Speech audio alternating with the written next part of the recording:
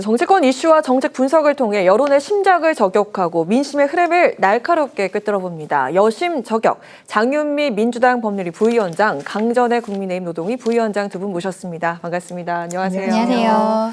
아, 저도 한때 그 어플로 네. 제 얼굴 좀 배우처럼 바꿔보고 모델처럼 이렇게 나들이도 해보는 그런 어플 두 분도 혹시 사용 경험 있으신가요? 아니요. 근데 우리 강아랑 아나운서님은 아내도 연예인이신데. 근데 저도 뭔가 좀 달라 보이는 일상 이런 걸 공유하고 싶어서 네. 어플로 이렇게 딥페이크 어플로 좀 많이 해보곤 했는데 그때 좀 우려하던 게 결국 터졌습니다. 오늘은 이 딥페이크 네. 성범죄 이야기로 먼저 시작을 해볼까 하는데요. 앞서 그 정치 노트에서 살펴봤듯이 딥페이크 성범죄 피해가 속출하면서 정부가 단속에 나섰습니다. 미국의 한 사이버 보안 업체는 전 세계에 유포된 딥페이크 성범죄 피해자의 절반 이상이 한국인이라는 조사 결과를 발표하기도 했습니다. 자, 그렇다면 딥페이크 성범죄를 막을 현실적인 방안은 무엇인지 오늘 여심 저격에서 먼저 알아보도록 하겠습니다. 자, 먼저 우리 강 변호사님, 네. 한국여성인권진흥원에서는 딥페이크 성범죄 피해가 6년 동안 11배가 늘어났다. 아무래도 뭐 네. 최근 들어서 많이들 할 거니까, 그죠?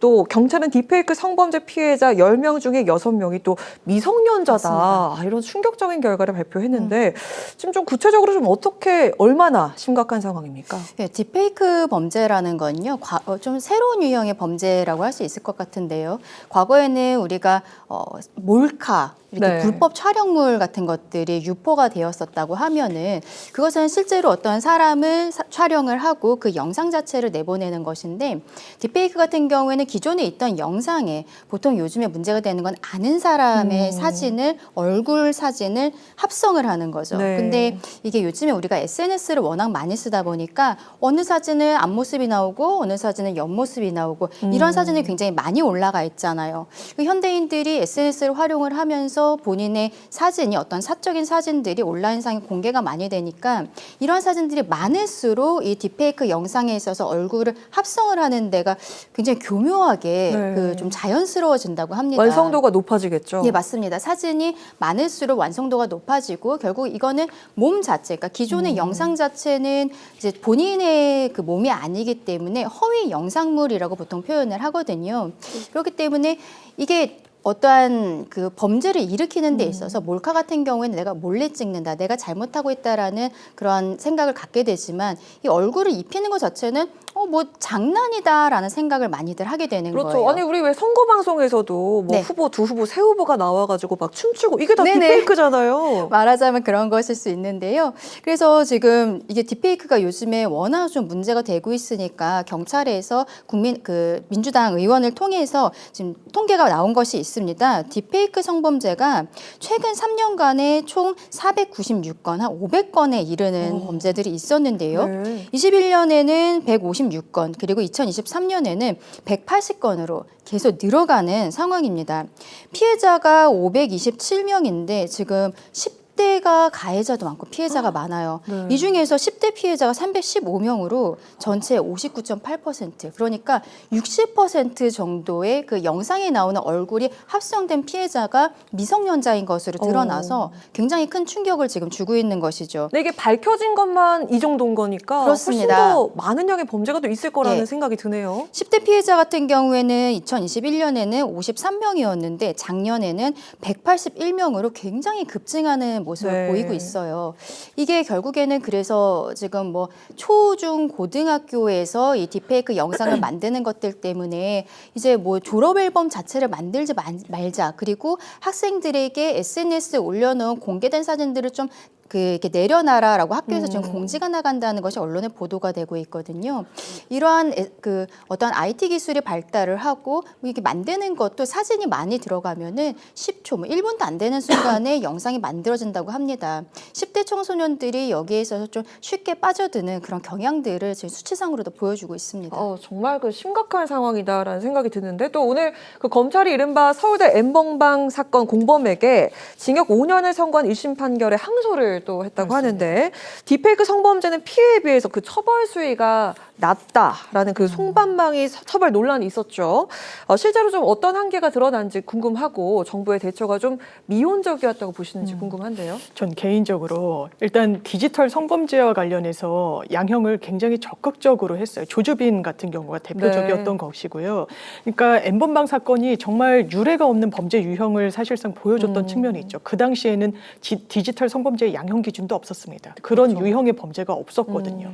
그리고 이 성폭력과 관련해서 아동 이제 성착취물 같은 경우에는 단순 소지만 하더라도 처벌하도록 이제 입법 공백을 좀 메워왔어요. 네. 그리고 말씀드린 것처럼 양형을 아주 확대하기 위해서 범죄단체 조직죄로 의율을 했습니다. 이게 원래는 조직폭력배들을 가중처벌하기 위해서 만든 거예요. 왜냐하면 강령을 만들고 조직 위세를 과시하면서 범행을 도모하는 건 굉장히 비난 가능성이 높기 때문에 그런 사실 원래 이제 그 관여하지 않았던 그렇게 적용하지 않았던 범죄 조항까지도 적극적으로 차용을 할 정도로 처벌을 했습니다. 근절됐나요? 근절되지 않았습니다. 그렇죠. 그러니까 단순히 양형만 높인다, 엄벌만 한다. 물론 효과가 아주 없다고 할 수는 없을 겁니다. 이게 경고 효과가 분명히 있을 테니까요.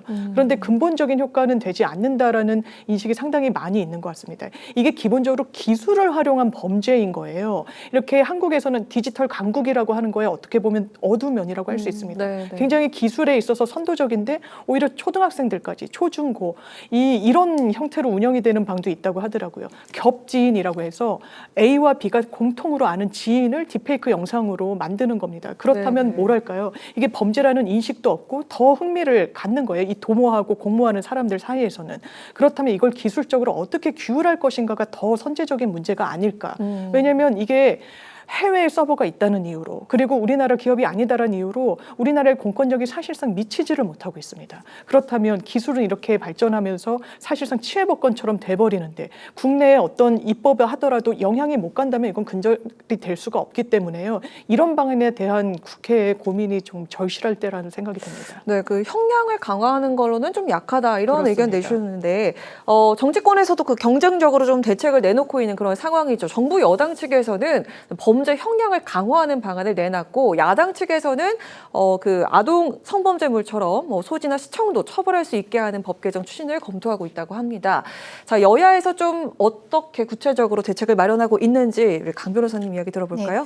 우리 대한민국 같은 경우에는 제작을 한 경우에도 유포할 목적이 있다면 지금 처벌이 되지 않습니다. 그러니까 네. 내가 뭐 우리 반 친구의 얼굴을 가지고서는 합성을 해서 영상을 만들었는데 나 혼자 볼 것이다. 이거를 다른 사람들한테 보여주려는 것이 아니다라고 하면은 이거를 뭐 그 수사기관에서 만약에 입증이 안 된다. 그럼 그냥 무죄가 되는 무혐의가 유포할 돼버리는 목적이 상황인 거예요. 없었다 그러면 무혐의가 그냥 됩니까? 나 혼자 제작해서 나 혼자 볼 거다라고 하면 지금 아. 처벌이 전혀 되지가 않거든요. 그냥 시청을 한다든지 소지를 한다든지 이런 것에 실수로 대해서는 흘렸다 이렇게 되면 어떻게 되는 겁니까? 실수로 이걸 흘렸다. 그거는 이제 변호사니까 여쭤볼 수 있는 건데. 과실에 대해서 이게 아. 과연 정말로 실수인 것인가 아니면 고의로 한 그 것인가. 사실을 특히 따져보는군요. 지금 문제가 되는 것들은 보통 텔레그램을 통해서 돈을 받고 이제 판매를 하는 네, 형태들이거든요. 그렇습니다. 이러한 상황인데 우리가 시청과 소정 같은 경우에도 처벌 조항이 전혀 없는 것이죠. 그래서 지금 여야에서 앞다퉈서 여기에 대해서 처벌 수위도 높이고 뭐 배포할 목적이 없더라도 제작한 것에 있어서 그리고 시청과 소지에 대해서도 처벌해야 되는 거 아니냐라는 이야기들이 나오는 건데요. 나오고 있군요. 네.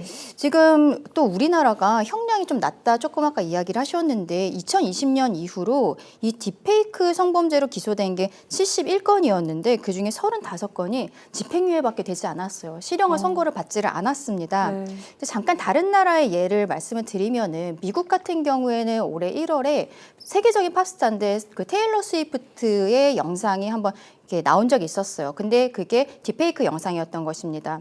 그래서 그것이 미국 전체적으로 굉장히 큰 문제가 됐거든요. 그래서 여기에 대해서 지난달에 미국에서는 제작한 사람뿐만 아니라 유포하고 소지한 사람까지도 이렇게 고소가 되는 이런 게 연방법원에서 상원 만장일치로 통과가 됐어요. 그런 사례가 있군요. 예, 그렇습니다. 그리고 피해자가 제작한 사람, 유포하고 소지한 사람한테 한 2억 원, 15만 달러 정도를 손해배상을 청구할 수 있는 이런 근거도 다 만들어 놓았거든요.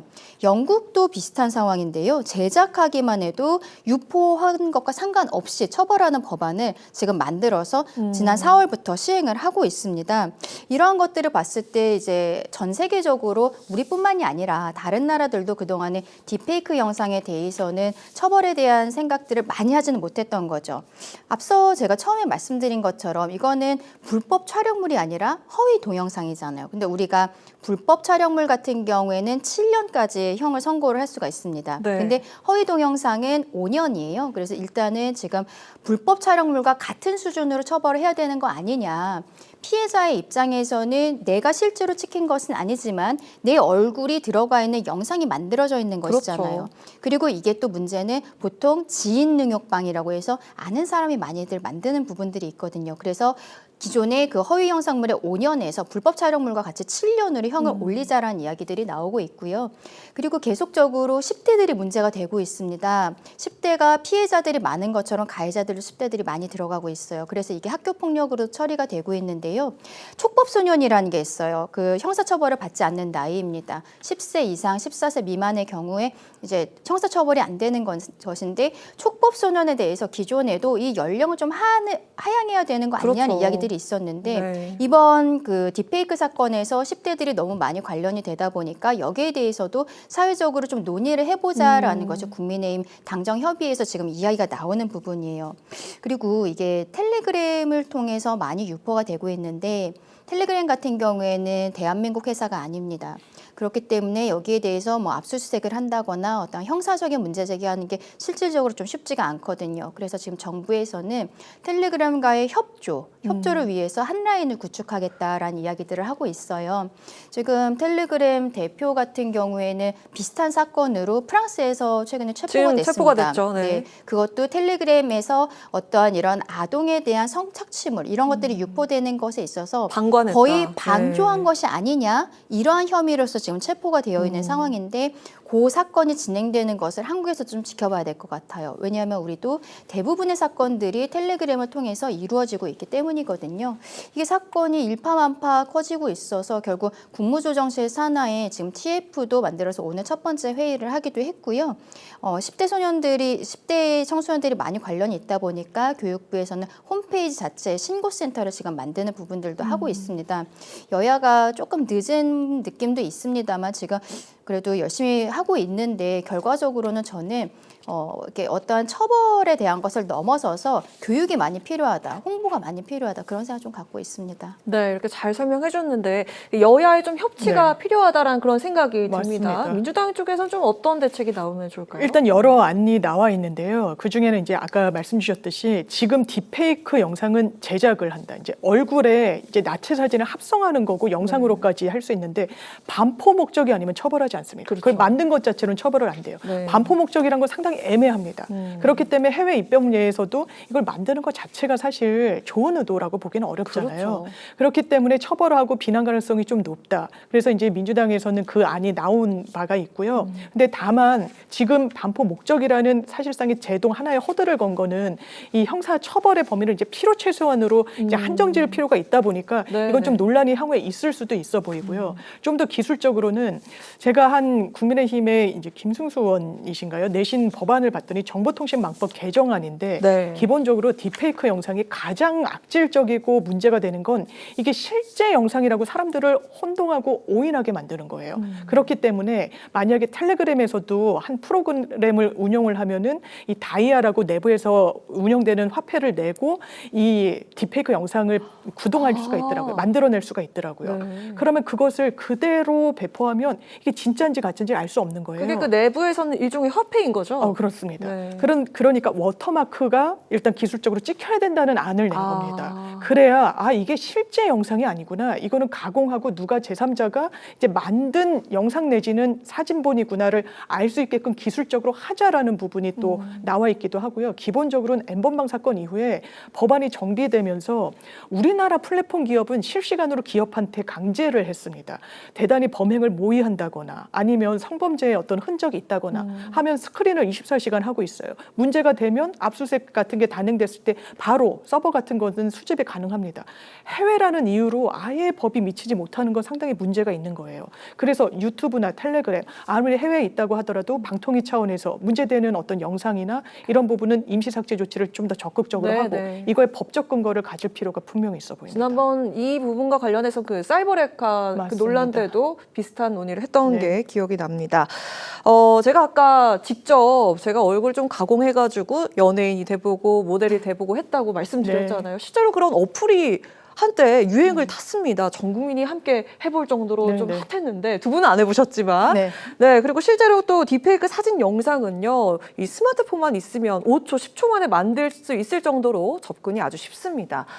이렇다 보니까 AI 기본법 제정 등 관련 법안 논의에도 좀 탄력이 붙을 것으로 보이는데 순기능과 역기능을 모두 고려했을 때 과연 어떤 법안이 시급하게 좀 보완이 되면 좋을지 좀 짤막하게 들어보도록 하겠습니다. 일단 법안 같은 경우에는 앞서 말씀드린 미국이나 영국 같은 경우에도 제작만 해도 뭐 처벌을 한다든지 시청하고 소지하는 것만으로 처벌한다든지 지금 그 부분이 우리에게도 가장 필요한 부분이라고 보이거든요.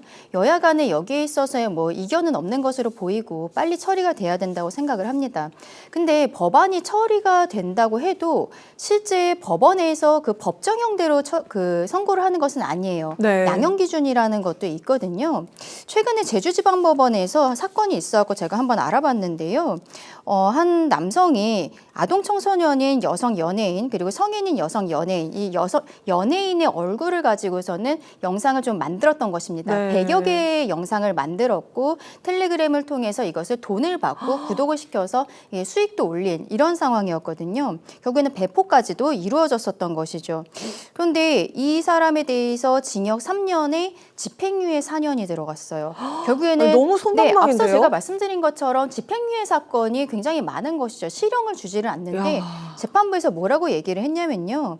제작 과정에서 실제 대상자에 대한 성착취 행위가 수반되지는 않았다라고 이야기를 하는 거예요. 왜냐하면 딥페이크 영상 같은 경우에는 SNS나 온라인상에 올라가 있는 사진을 수집을 해서 단순히 이것을 합성을 하는 것이기 때문에 피해자 입장에서는 실제적으로 내 영상이 있는 것인지 알 수도 없는 것이죠. 그렇죠. 네, 이러한 상황이기 때문에 어떤 뭐 성착취가 있었다라고 보기 어렵다라는 재판부의 의견도 이른 동조는 합니다만 그것을 가지고서는 어떤 권고형에서 하한 정도로 선고를 한다든지 아니면은 지금 말씀드린 것처럼 징역형이 하지만 징역형을 내지만 집행유예를 붙인다든지 이러한 것들이 있는 것이죠.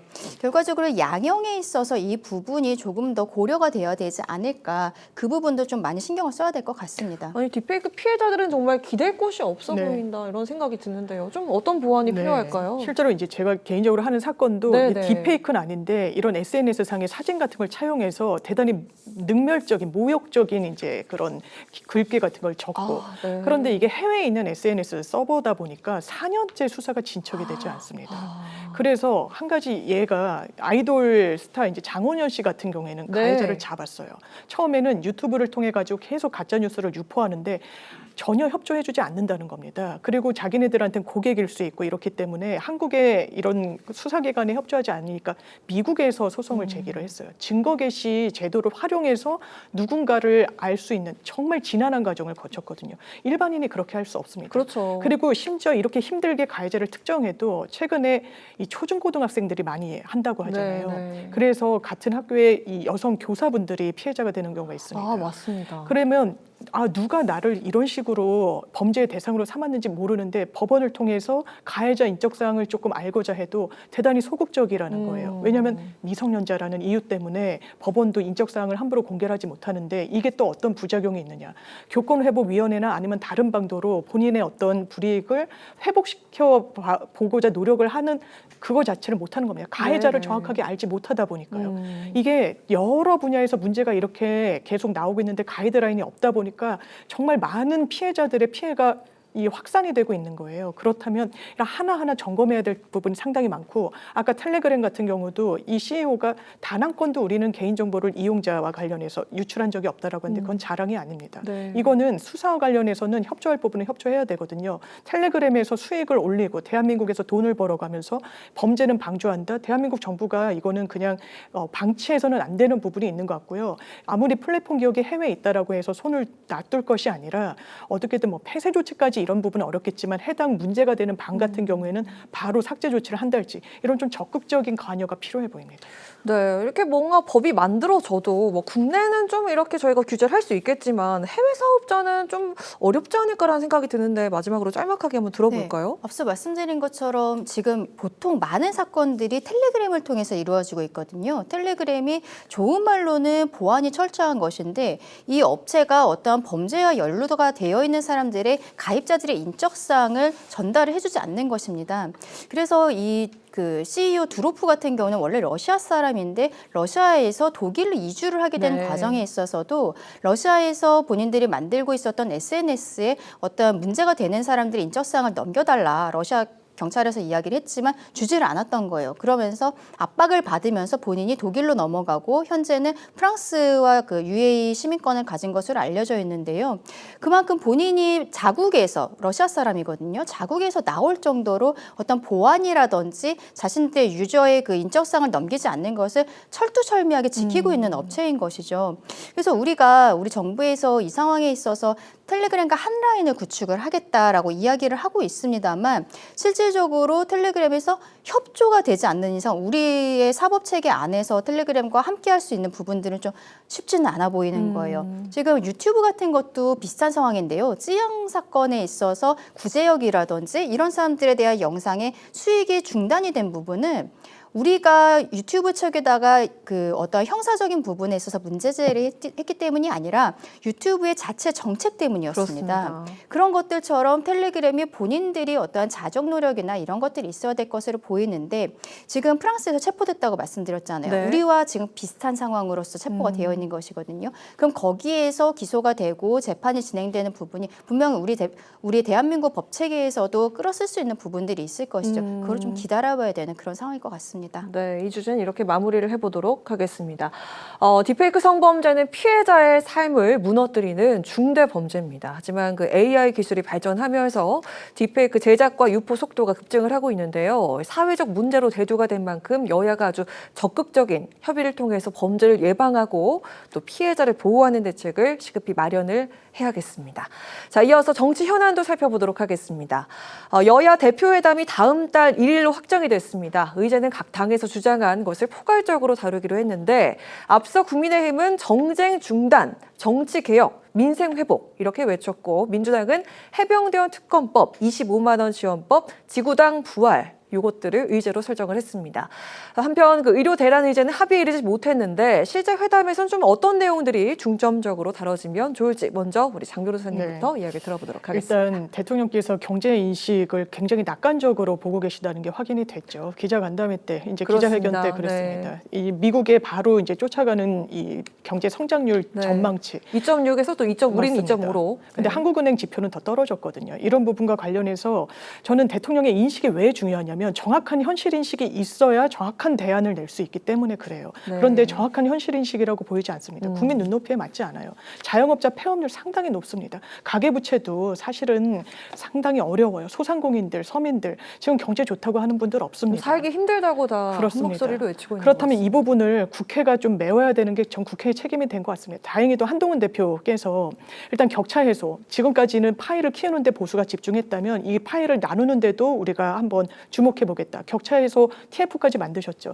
그렇다면 민주당의 입장과 크게 저는 그 간극이 크지 않다고 봅니다. 전국민 25만 원 이 부분과 관련해서 세원 확보가 문제라면 어떤 필요한 계층에 대해서 선별적으로 지원하는 방안에 대해서는 저는 열어놓고 논의할 수 있다고 생각합니다. 왜냐하면 저희가 코로나 때 대통령께서는 지난 정부 때 400조 일단 그 빚이 생겼다라고 네. 하는데요. 국가 재정운영 계획안을 보면 최근에 발표가 됐거든요. 이 정부에 들어서도 360조 그 나라 빚이 예상되고 있습니다. 크게 다르지 않습니다. 심지어 전 정부 때는 코로나라는 특수성이 있었어요. 네. 그 당시에 미국, 일본 전체 GDP의 15%, 16% 현금 풀었습니다. 경제가 죽으면 안 되기 때문이에요. 대한민국 3% 풀었거든요.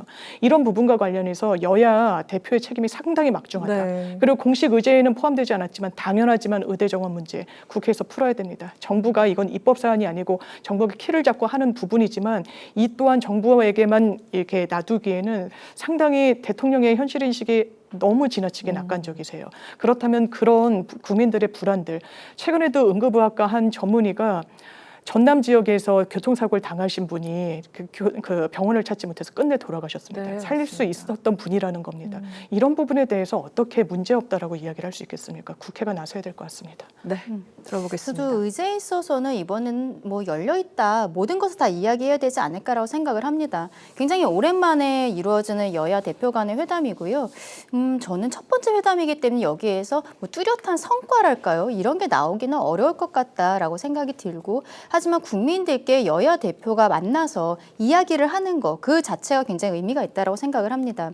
국민의힘 쪽에서 그 의정 갈등과 관련해서 의제를 올리지 않는 것이 좋겠다라고 생각을 했었던 것으로 보이는데, 조금 아까 장 변호사님 얘기해 주신 것처럼 이 부분에 있어서는 저는 오히려 이야기를 해야 된다라고 생각합니다. 지금 대통령실과 어떠한 한동훈 대표 간의 생각이 좀 다른 것처럼 보이는 부분들도 있지만, 당장 결론이 나는 것이 아니라 어떻게 대화를 풀어나갈 수 있을 것인가에 대한 이야기들, 이런 것에 있어서는 여야 대표 간은 분명히 이야기할 수 있거든요. 왜냐하면 지난번 영수회담이 총선이 끝나고서 있었는데, 당시에 이재명 대표가 대통령께 의정 갈등과 관련해서 이제 의대 증원과 관련해서는 충분히 협조하겠다라는 의사를 밝힌 바가 있습니다.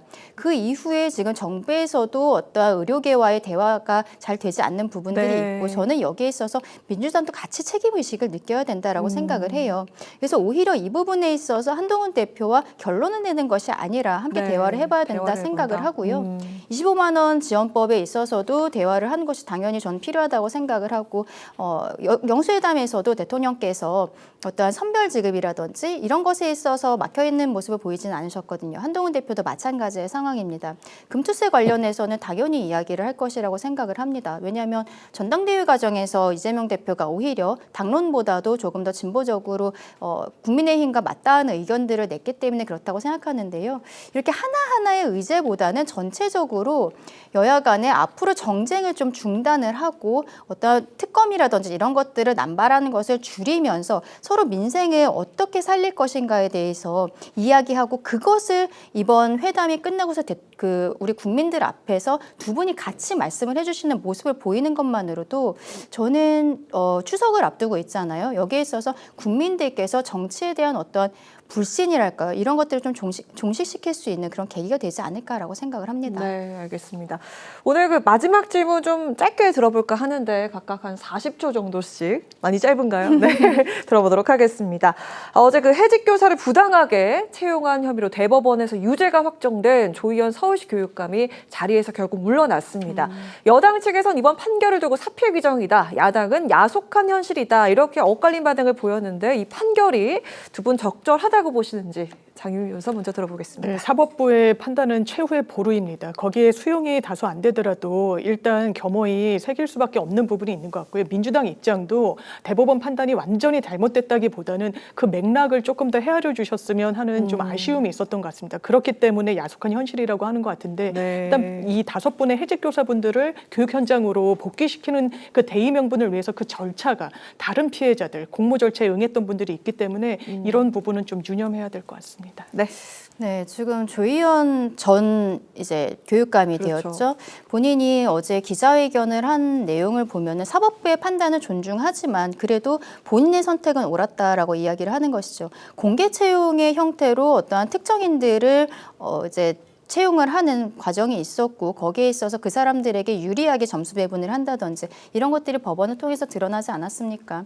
그냥 일반인들도 당연히 사법적인 처리를 받았을 때 잘못했다라고 말씀을 많이들 할 텐데, 교육감이잖아요. 교육에 최일선에 있었던 분인데 이렇게 본인이 그때 다시 돌아간다고 해도 잘못되지 않았다라고 말씀을 하신다는 것은 좀 아쉽다라고 말씀을 드리고 싶고요. 결과적으로는 조희연 그 교육감이 나가게 되면서 이번 10월에 재보궐선거가 이루어지게 되는데, 여기에 들어가는 예산도 굉장히 많은 부분이 네, 소요가 됩니다. 마무리하도록 하겠습니다. 그래서 그 부분에 있어서 좀 유감 표명이라든지 이런 것들이 필요하지 않을까라고 생각합니다. 네, 오늘 이렇게 이 시간 끝내보도록 하겠습니다.